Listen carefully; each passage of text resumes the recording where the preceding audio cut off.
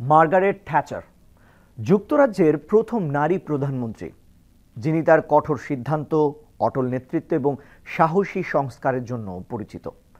এক সাধারণ পরিবারের মেয়ে থেকে ব্রিটেনের সবচেয়ে ক্ষমতাধর পদে উঠে আসা এই নারী গোটা বিশ্বের রাজনৈতিক ইতিহাসে গড়েছেন নতুন মাইল ফলক। চলুন জেনে নিই কিভাবে এক নারী হয়ে উঠলেন ইতিহাসের আয়রন লেডি। বিশ্ব রাজনীতির ইতিহাসে যারা যুগান্তকারী পরিবর্তন এনেছেন তাদের তালিকায় ব্রিটিশ রাজনীতিবিদ মার্গারেট থ্যাচার একটি উজ্জ্বল নাম। তিনি ছিলেন এক আপোষহীন নেতৃত্বের প্রতীক, যিনি আয়রন লেডি নামে ইতিহাসে খ্যাত। 1925 সালের 13 অক্টোবর ইংল্যান্ডের গ্রান্থাম শহরে জন্ম নেন মার্গারেট হিল্ডা রবার্টস।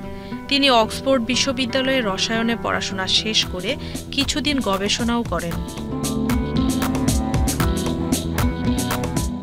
কিন্তু তার অন্তরেই লুকিয়েছিল রাজনীতির প্রতি গভীর আকর্ষণ।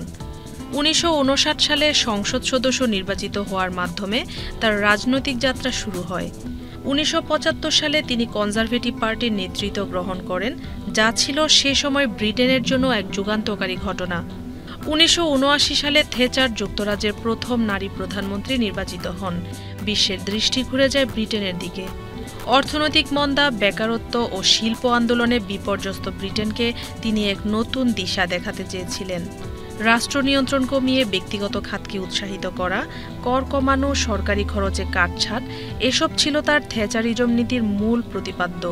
1982 সালে আর্জেন্টিনার সঙ্গে ফকল্যান্ড দ্বীপপুঞ্জ নিয়ে যুদ্ধে ব্রিটেনের সফলতা তার জনপ্রিয়তা বাড়িয়ে দেয়।